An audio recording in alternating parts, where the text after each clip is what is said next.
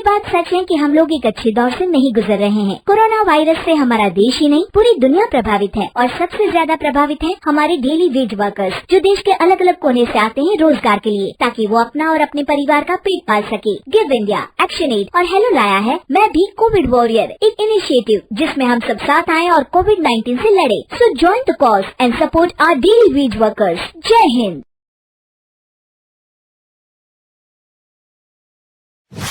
रजनी को बचपन से ही पेंटिंग का बहुत शौक था। वो हमेशा से ही पेंटर बनना चाहती थी, पर उसके माँ और पिताजी ने उसको कभी भी इस चीज़ के लिए सपोर्ट नहीं किया और उसकी शादी नीरव से हो गई। नीरव रजनी को बहुत प्यार करता था, पर रजनी हमेशा चुपचाप ही रहती। वो इस शादी से खुश नहीं थी। वो ये शादी नहीं करना चाहती थी। उसे तो हमेशा से पेंटर जो बनना था। अपने इस सपने को वो नहीं पूरा कर पाई, इसलिए वो हमेशा उदास रहती थी। रजनी, बहुत ही बढ़िया फिल्म लगी है, कल देखने चले? नहीं जी, कल मुझे बहुत काम है, मैं नहीं जा पाऊंगी। अच्छा तो कोई बात नहीं, संडे को चलते हैं। देखिए, मुझे फिल्म देखना पसंद नहीं है। आपको जाना है तो चले जाइए। नीरव को मना करके रजनी वहां से चली जाती है और अपने बैग को खोलकर उसमें बंद पड़े ब्रश और कलर्स को देखकर रोने लगती है। रजनी, चलो ना कहीं बाहर खाने चलते हैं, कुछ तुम्हारी पसंद का। जी, मुझे नहीं जाना, मेरी तबीयत ठीक नहीं है। रजनी वहां से चली जाती है। नीरव को समझ नहीं आता कि रजनी उससे इतना दूर क्यों रहती है। वो जब भी उसके साथ वक्त बिताना चाहता है, रजनी कोई ना कोई बहाना बना देती है। एक दिन घर पर कोई नहीं था। रजनी घर का सारा काम जल्दी से खत्म कर लेती है। घर पर अकेले होने के कारण वो सोचती है कि वो आज पेंटिंग करेगी। वो अपने कमरे में जाकर पेंट ब्रशेस और कलर्स निकालकर जैसे ही कलर मिक्स कर रही होती है कि दरवाजे पर बेल बज जाती है। अब कौन आ गया इस वक्त? इतनी मुश्किल से तो मुझे पेंट करने का मौका मिला है। रजनी दरवाजा खोलती है तो उसकी सास अपनी सहेलियों के साथ खड़ी होती है और सब घर के अंदर आ जाते हैं।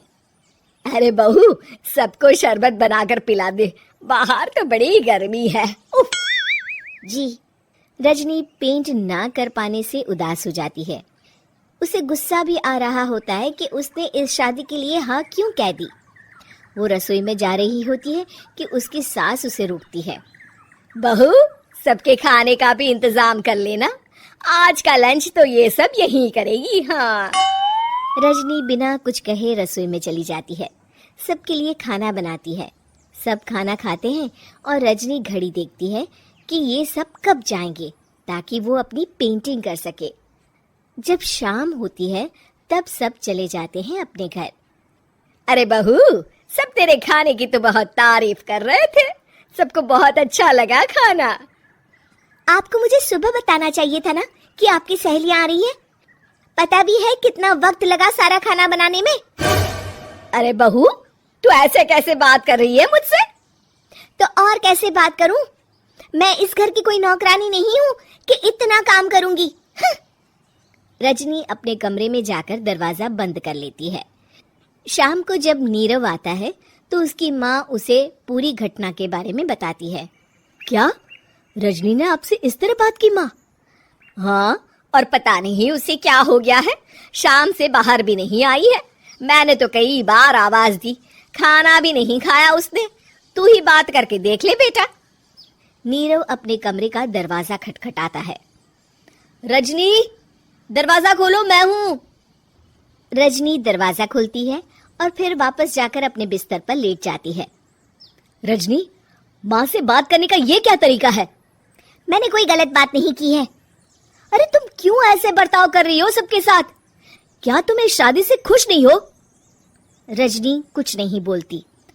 अरे बताओ मुझे रजनी, क्या ये शादी तुम्हारी मर्जी के खिलाफ हुई है? हाँ, मैं ये शादी कभी नहीं करना चाहती थी। तुमसे क्या, मैं किसी से भी शादी नहीं करना चाहती थी। रजनी रोने लगती है। चुप हो जाओ रजनी, बताओ मुझे, तुम क्यों नहीं करना चाहती थी शादी? रजनी बेड के नीचे से अपने पेंटिंग्स, कलर्स, ब्रश, पेपर्स निकालती है। इतने में उसकी सास भी कमरे में आ जाती है। ये देख रहे हो, ये थे मेरे सपने। मैं पेंटर बनना चाहती थी, पर माँ पापा ने कभी सपोर्ट नहीं किया और मेरी शादी करवा दी। मेरे सारे सपने टूट गए। हर वक्त बस गुस्सा आता रहता है मुझे। मैं जानती हूँ कि आप लोगों की इसमें कोई गलती नहीं है, पर मैं क्या करूँ, मुझे समझ में नहीं आता।